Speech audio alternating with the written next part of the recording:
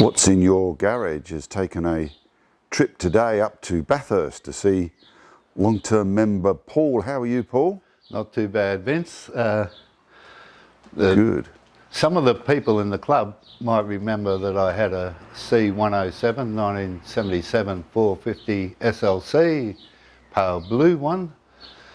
Well, we sold it along with another car, CLK, and bought an E320 Cabriolet, if that's how you pronounce it. Yeah, beautiful. I love them. Had well, one myself years ago. There's a reason for this, Vince. Yeah. I had what they call a baker's cyst on the back of my leg a while ago. My wife has what you call a buggered hip, a medical term that is, and we couldn't get down into the C107 anymore. Oh, yes. Or the CLK. Fair enough. And I thought, what other car is there that's sort of like a normal car? We can open the door and just sit on the seat, That's and right. here we go. Well, they've got big, long doors, haven't they, too, on the Cabriolet? Yeah, not as heavy as the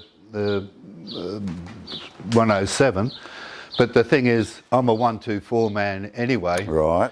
We've got a 300E here, Very nice. which we've had for the last 9 years, and I'd recommend anyone that's got kids that wants a Merc, get one of these things. They last forever. Yeah. The parts are cheap, and we haven't touched this car probably for about 3 years now. Right. Once you do the work on them, that's it, and it's really simple.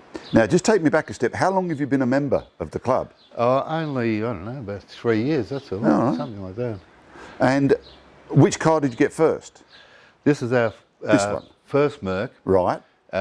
modern Merc, to us. I had my first Mercedes was a 300 SEL 6.3 1969. Oh, lovely. I drove it for 14 years Wow. and never touched the engine other than changing the water pump in the alternator. That's got the M100 engine in, isn't it? Oh, big 6.3 cast iron That's it. thing with air suspension. Had a little bit of trouble with air suspension and had to change the nylons and stuff on the risers. But anyway, back on the And then this back one? onto this one. This one come from Peter Lennox Motors in Melbourne, Right. and I wanted the 320 because it's 3.2 litre. Yeah. They make these cars in a 2.2 litre. Now, it's got, in my mind, it has to be a 320. The 2.2 litre Little bit is underpowered. too small. Yeah, a little bit underpowered. This car is 300 kilos heavier than the 300E. Right. Because of the being pillarless and all. And driving over the Blue Mountains up and down, with this car went 4 times in the other weekend over the mountains. Right. You wouldn't want a 220. Yeah. You'd be really struggling. Yeah, these are nice. This one I'd call adequate. But I wish they made them in a V8 actually. Yeah, that'd be fantastic, wouldn't Imagine if they did. it? All right. Well, look, let's get them out into the sunlight and we'll have a look. Yeah, I'll get it out and we'll take it for a run even. Might even go for a spin.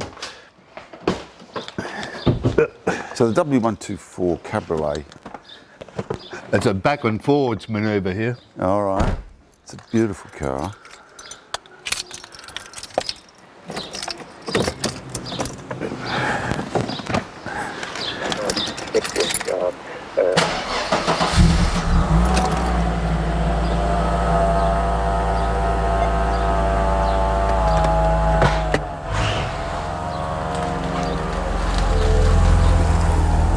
Oh, he's done this before.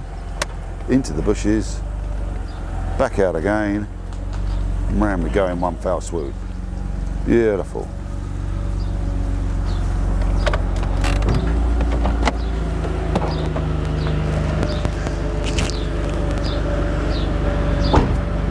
So what year is this one, Paul? 1993. Right. And originally I bought a 320 CE, Oh yes. which is a crossover to this model because that's what it used to look like. From the that 300E. one. Yep. Yep. And unfortunately, the whole floor of the car was rusted out. Yeah. But this is what got me is this is exactly the same year, 93, as a 320 CE, which is down at the Wreckers at present. No. And the Wreckers are called Swia in Sydney. If anyone wants a project, A just needs a car. whole new floor. And what colour is this? Do you know what the colour is, Paul? It's pearl black, I think. Yeah, it's I don't like know. yeah. Unfortunately, I didn't have a choice in the colour. I had a navy one. Yeah, I had a dark navy with the dark navy roof. yeah, It was just it would have been superb. nice. Oh yeah. I'm thinking of that bottom colour, a silver sort of colour. Yeah. You can get something similar on the roof. Oh right. And I thought I might make it two-tone. Yeah, that'd be quite nice. Yeah. Do you want to watch the roof go down or something? Yeah, let's do that. Yeah, okay. This is 1990s technology. Can you do this when you're on the run, do you know? I wouldn't. Fair I enough. can imagine the wind. Yeah, it's a big roof. The wind catching it. You just pull the two levers and It's got two safety catches at the front. yeah, get it there. Release those. Yep, pop it up. Up she goes. Hit the button. And then the magic happens. Up comes the back. The retainer flips up. Back she comes. In she goes. Wow. All squared away in about Now, if 20 you- or 30 seconds. All the windows will go back up All the again. windows go back up again. But the interesting thing, I didn't know this, I just learned it. If you do a double click, they'll all go up, says he. I think you have to hold on to the button when you're doing it, and it does it all in one foul swoop. There we go. Or They'll all something. go up. Oh no, no, what it is, I buggered that. I'm telling it to open the boot. Oh, put right. the roof up again. Forget that one for a minute. But the beauty about this thing is you actually have a boot on this car. Well, let's have a look at that because It's full of rubbish at present. Oh, okay.